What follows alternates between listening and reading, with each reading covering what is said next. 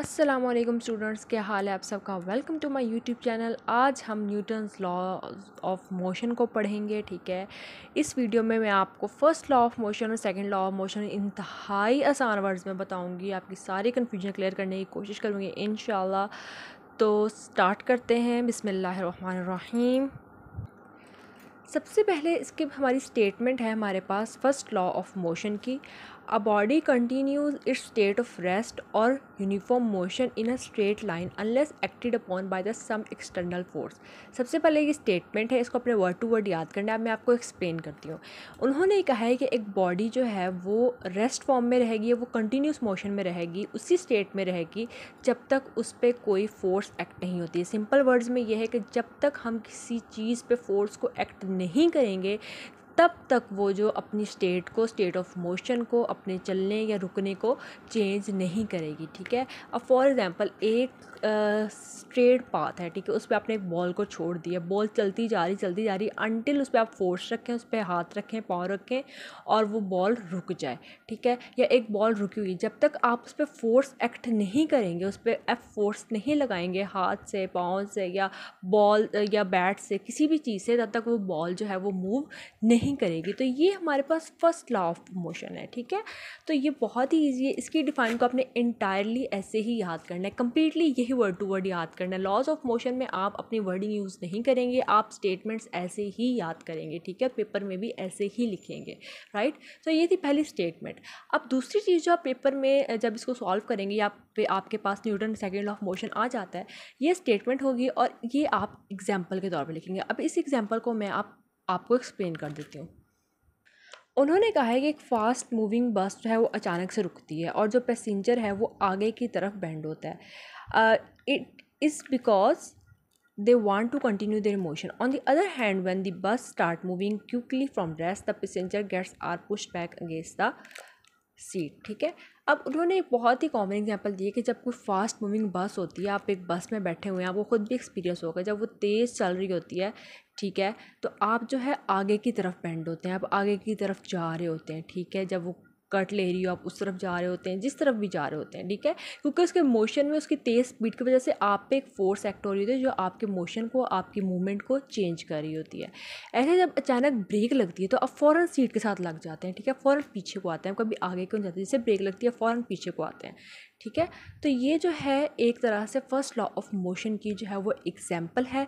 इसमें उन्होंने एंड में बताया the tendency of passenger is to retain their rest position. ठीक है, ये इस टाइम में पैसेंजर के पास एक टेंडेंसी होती है कि अपनी स्टेट ऑफ रेस्ट को चेंज कर लेता है। जैसे ही स्पीड जो है वो पैसेंजर पे एक्ट होती है, स्पीड की फोर्सेस पैसेंजर पे एक्ट होती हैं, तो वो अपनी पोजीशन को जो है वो रिटेन कर लेता है। अब फर्स्ट लॉ ऑफ मोशन के मुताबिक अगर एक जो बस है वो रोड पे कॉन्टीन्यूस चल रही है, कोई भी उस पर फोर्स एग्जर्ट नहीं हो रही इंजन की तरफ से या किसी भी आउट सराउंडिंग की वजह से, तो हम देखेंगे कि प्रैक्टिकली इंजन जो है वो स्टॉप कर देगा काम करना। ठीक है, अगर इंजन जो है वो बस एक ट्रेन है, ठीक, एक बस है, वो सीधे चली जा रही है, लेकिन उसका जो है वो इंजन पे कोई भी एक्सटर्नल फोर्स नहीं लग रही, हमने इंजन स्टार्ट नहीं किया, उस पर हीट एक्ट नहीं हो रही, कोई काम नहीं कर रहा है इंजन, तो बस स्टॉप हो जाएगी।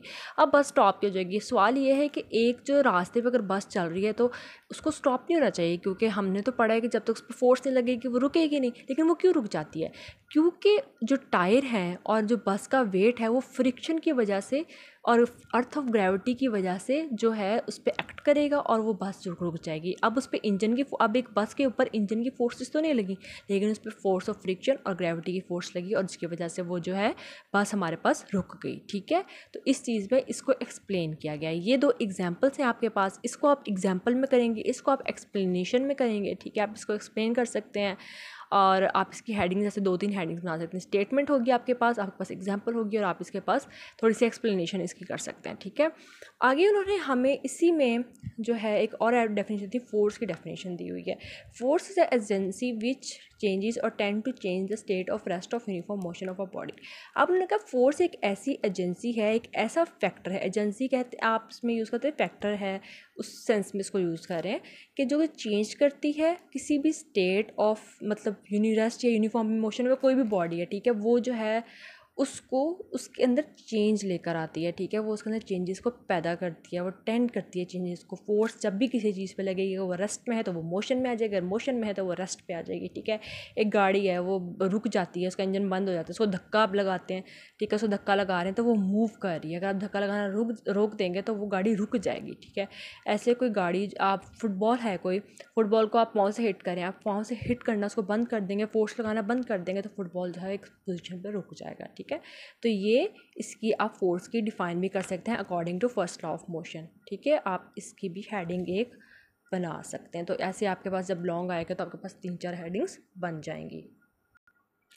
अब इनर्शिया क्या है, देखिए इनर्शिया को अगर मैं सिंपल वर्ड्स में बयान करूँ ना आपको, बिल्कुल सिंपल वर्ड्स में, तो इनर्शिया बेसिकली होता है कि बॉडी जो काम कर रही है ना वो करती रहती है, ठीक है। बॉडी अगर रेस्ट में है ना तो अगर उस पर कुछ एक्ट भी हो गया तो वो वैसे की वैसे ही रहेगी। जैसे कि यहाँ पे इन्होंने एग्जांपल दिया है कि जैसे कि टेबल पे बर्तन पड़े हुए, उन्होंने चादर नीचे से खींच ली है, वो टेबल क्लॉथ खींच लिया, लेकिन बर्तन ऊपर ऐसे के ऐसे ही हैं, ठीक है। तो ऑब्जेक्ट अपनी ओरिजिनल पोजीशन पे ही रहेगा, लेकिन उस पर कोई एक्ट नहीं होगा जो हमने नीचे फोर्स लगाई है। ऐसे कॉइन फ्लिप, जो एक कार्ड आप ग्लास पे रखते हैं, उस पर कॉइन है, आप कार्ड को फ्लिप करते हैं तो कॉइन अपनी जगह पे वैसे ही रहता है, कार्ड रिमूव हो जाता है, ठीक है। तो इनर्शिया बेसिकली होता है कि जो चीज़ जो भी काम कर रही है, जिस पे भी जो से भी अपनी स्टेट में है, वो उसी स्टेट में रहेगी। इनर्शिया बेसिकली ये होता है। लेकिन इसकी डिफाइन हम देख लेते हैं कि property of body to maintain it state of rest of uniform motion straight line का इनर्शिया। किसी भी बॉडी की प्रॉपर्टी जो उसकी स्टेट ऑफ रेस्ट और यूनिफॉर्म मोशन में उसको स्ट्रेट लाइन में रखती है, उसको रेस्ट की स्टेट में ही रखती है, उसको एक स्ट्रेट लाइन में ही रखती है, उसके मोशन को, वो हम इनर्शिया कहते हैं, ठीक है।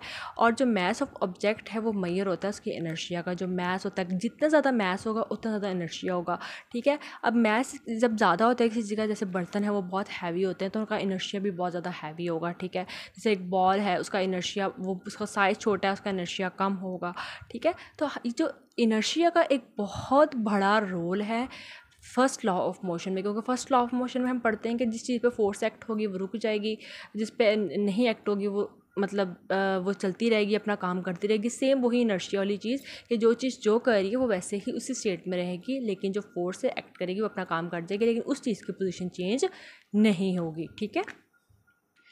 नेक्स्ट है हमारे पास सेकंड लॉ ऑफ मोशन, और ये बहुत ज़्यादा इम्पॉर्टेंट लॉ है, बहुत ज़्यादा। ये मतलब आपने इसको घोल के पी जाना है, ठीक है। ये इतना इम्पॉर्टेंट लॉ है, ठीक है। पेपर के लिहाज से MCQs, शॉर्ट स्टेटमेंट, इसकी ये डेरिवेशन, ये शॉर्ट, हर चीज़ के लिहाज से, इसके न्यूमेरिकल्स में ये जो इसका फॉर्मूला है, इसके न्यूमेरिकल्स बहुत इंपॉर्टेंट है, वो भी आ जाते होते हैं। तो आपने इस लॉ ऑफ मोशन को बिल्कुल इग्नोर नहीं करना, ठीक है। आगे है Newton first law of motion में, तो उन्होंने बता दिया कि जब तक कोई नेट फोर्स एक्ट नहीं करेगी तब तक उस चीज़ की वेलोसिटी जो है ऑब्जेक्ट की अनचेंज रहेगी, ठीक है। मैं आपको बुक से लाइन वाइज लाइन इसलिए करवाती क्योंकि हमें स्टूडेंट्स को कंसेप्ट समझ आ जाता है, लेकिन जब वो बुक से पढ़ते हैं उनको पता नहीं लग रहा होता है वो पढ़ क्या रहे हैं, ठीक है। तो इसलिए आपको बुक से करवाते ताकि आप बुक से जब पढ़ें तो आपको बात क्लियर हो कि आप मतलब क्या मैंने आपको बताया। सेकेंड लॉ डिटेल बताती है हमें एक्सलेशन जो बॉडी की प्रोड्यूस होती है जब नेट फोर्स उसके ऊपर एक्ट होती है। Newton second law of motion जो है वो क्या कहता है, अब मैं आपको पहले सिंपल वर्ड्स में बताऊंगी कि न्यूटन का सेकेंड लॉ ऑफ मोशन हमें क्या कहता है। ये हमें बेसिकली बताता है कि जब किसी कोई एक्सटर्नल फोर्स है, कोई बाहर से कोई फोर्स है, वो एक बॉडी के ऊपर लगती है, ठीक है, तो वो बॉडी जो है वो डायरेक्शन ऑफ फोर्स में चलना शुरू कर दे। जब मतलब कोई फोर्स जिस चीज़ के ऊपर लगेगी वो चीज़ उस फोर्स के डायरेक्शन में जो है वो चलना शुरू हो जाएगी। अब इसकी कॉमन एग्जांपल है, एक बॉल आपने लिया है, ठीक है, वो बॉल यहाँ पे पड़ी हुई थी, आपने फोर्स इधर से लगाई है, बॉल किस तरफ को जाएगी, इधर को जाएगी ना। आपने फोर्स इस तरफ लगाई है, आपने इधर से पाँव मारा है, बॉल इस तरफ को चली जाएगी। आप यहाँ सीधे खड़े हुए हैं, आपने इस तरफ से पाँव मारा है, जो बॉल जो है वो सीधी चली जाएगी, ठीक है। तो बेसिकली ये होता है कि हम जो एक्सटर्नल फोर्स बॉडी पे लगा रहे हैं ना, बॉडी जो है वो उस तरफ उस डायरेक्शन में चलना शुरू हो जाएगी, ठीक है। आगे मैग्नीट्यूड एक्सेलरेशन का जो है वो डायरेक्टली प्रोपोर्शन, एक मैथमेटिकल ये लाइन लिखी हुई है, इसको अपने याद कर लेना है कि एक मैग्नीट्यूड एक्सेलरेशन का जो है वो डायरेक्टली प्रोपोर्शन होता है उसके मैग्नीट्यूड ऑफ फोर्स के, और इनवर्सली प्रोपोर्शन होता है उसकी मास ऑफ बॉडी के, ठीक है। एक्सेलरेशन जो है वो डायरेक्टली प्रोपोर्शन है फोर्स के, मतलब जितनी ज़्यादा फोर्स होगी उतनी ज़्यादा एक्सेलरेशन होगी, जितनी ज़्यादा एक्सेलरेशन होगी उतना कम मैस होगा, मतलब मैस कम एक्सेलरेशन ज़्यादा फोर्स भी ज़्यादा, फोर्स ज़्यादा एक्सेलरेशन ज़्यादा। और सेम अगर मैस, जो ये इन्वर्स रिलेशन है ना, इन्वर्स रिलेशन में क्या होता है कि एक चीज़ बड़ी होती है कम होती है, अगर एक्सेलरेशन बढ़ी है तो मैस कम होगा, अगर मैस बढ़ रहा है तो एक्सेलरेशन कम होगी, ठीक है। तो इसको मैं आपको सॉल्व करना बता देती हूँ कि आपने इसको सॉल्व कैसे करना है। तो जैसे कि उन्होंने बताया कि एक्सेलरेशन जो है वो डायरेक्टली प्रोपोर्शन F/m के, ठीक है। अब सबसे पहले ये हमारे पास डायरेक्टली प्रोपोर्शन थी, जैसे डेफिनेशन में हमें दी है, ये इन्वर्सली प्रोपोर्शन था, ठीक है। तो अब इन दोनों को हम इकट्ठा कर देते हैं, यहाँ पर डायरेक्टली प्रोपोर्शन था उसको F लिख दिया और ये इन्वर्सली था उसको नीचे लिख दिया। अब जब हम इस साइन को इज इक्वल टू में बदलेंगे तो यहाँ पे हमारे पास कांस्टेंट आ जाएगा और F/m आ जाएगा, ठीक है। अब इसका ऐसा यूनिट अगर हमने फाइंड करना हो, आप जब डेरिवेशन करते हैं तो आप डेरिवेशन कर सकते हैं, यहाँ तक आप ऐसा यूनिट फाइंड करने का स्टेप कर सकते हैं ताकि आपकी जो हेडिंग्स है, आपका पेपर जो है वो ज़्यादा प्रोमिनेंट हो। इज इक्वल टू एक्सेलरेशन मेरे पास 1 ms-2 है और ये फोर्स जो है हमारे पास वो 1 न्यूटन होती है, मैस का ऐसा यूनिट 1 kg होता है, तो ये हमारे पास जो है इसके इक्वल ये आ जाएगा, ठीक है। अब एक और चीज़ जो उन्होंने हमें बताई है कि एक्सेलरेशन जो है 1 × F/m है, मतलब कांस्टेंट उन्होंने यहाँ पे 1 ले लिया, ठीक है। तो अब हम जो है इसको क्रॉस मल्टीप्लाई कर सकते हैं, हम F को इधर ले गए, M और A को हमने मल्टीप्लाई कर दिया तो हमें फोर्स भी इससे फाइंड कर सकते हैं। हम इस फार्मूले से एक्सेलरेशन को फाइंड कर सकते हैं, हम इस फार्मूले से फोर्स को फाइंड कर सकते हैं और मैस को भी फाइंड कर सकते हैं। मैस हम ऐसे करेंगे M = F/a, लेकिन यहाँ पे गिवन नहीं है आई गेस, ठीक है। तो आप इसको मैस को भी फाइंड कर सकते हैं, फोर्स को फाइंड कर सकते हैं, आप एक्सेलरेशन को फाइंड कर सकते हैं, मतलब एक सेकंड लॉ ऑफ मोशन हमें कितने सारे फार्मूलाज, कितना सारा कुछ दे रहा है, ठीक है। अब बुक की तरफ आते हैं, इसमें हमें उन्होंने जो है लास्ट पे जो है हमें इसका जो ऐसा यूनिट फोर्स का होता है वो न्यूटन होता है, ठीक है। मैंने अभी 1 न्यूटन लिखा भी था, तो उन्होंने कहा 1 न्यूटन फोर्स जो है वो एक्सेलरेशन 1 ms-2 की प्रोड्यूस करती है 1 kg मैस की बॉडी में। अगर बॉडी का मैस 1 kg है ना, 1 किलो की बॉडी है, ठीक है, 1 किलो का मैस है बॉडी का, तो उसमें एक्सेलरेशन जो प्रोड्यूस होगी ना वो 1 ms-2 होगी, ठीक है। ये जब प्रोड्यूस होगी तब जो फोर्स होगी वो 1 न्यूटन होगी। एक मैस की बॉडी में इतनी एक्सेलरेशन प्रोड्यूस होगी और वो 1 न्यूटन के इक्वल होगी। आप सिंपल ये एंड पे ये लिख देंगे, ठीक है। अब एक और important effect of force of velocity, Newton second law हमें बताता है कि फोर्स जो है वो वेलोसिटी की बॉडी को चेंज कर सकती है जब उसमें एक्सेलरेशन प्रोड्यूस होती है, और जैसे ही वेलोसिटी जो है वो वेक्टर क्वांटिटी है तो चेंज जो है वो मैग्नीट्यूड, डायरेक्शन और उसमें बहुत में हो सकता है। न्यूटन का सेकेंड लॉ हमें बताता है कि जब फोर्स किसी भी चीज़ पे अप्लाई होती है तो उसकी वेलोसिटी जो है ना, वेलोसिटी बेसिकली क्या होती है, एक स्पीड होती है विद डायरेक्शन, ठीक है, वो अफेक्ट होगी। जब वो अफेक्ट होगी तो हमारे पास एक्सेलरेशन प्रोड्यूस होगी, एक्सेलरेशन या डिसेलरेशन, ठीक है। तो डिसेलरेशन प्रोड्यूस हो सकती है हमारे पास। ऐसी वेलोसिटी एक वेक्टर क्वांटिटी है और ये मैग्नीट्यूड और डायरेक्शन में जो है वो एक्ट हो सकती है, ठीक है। तो आज की वीडियो के लिए ये दो लॉज ही काफ़ी हैं, ठीक है। ये काफ़ी ज़्यादा इसमें नॉलेज है, आप इसको तैयार करें। और अगर कोई भी आपका क्वेश्चन हो आप कमेंट सेक्शन में पूछ सकते हैं, व्हाट्सएप पे मुझसे रब्ता कर सकते हैं, इंशाल्लाह मैं आपको ज़रूर रिप्लाई करूँगी। आज की वीडियो के लिए इतना ही, अपना ख्याल रखिएगा, मुझे दुआओं में याद रखिएगा। मिलते हैं इंशाल्लाह नेक्स्ट वीडियो में, तब तक अल्लाह हाफिज़।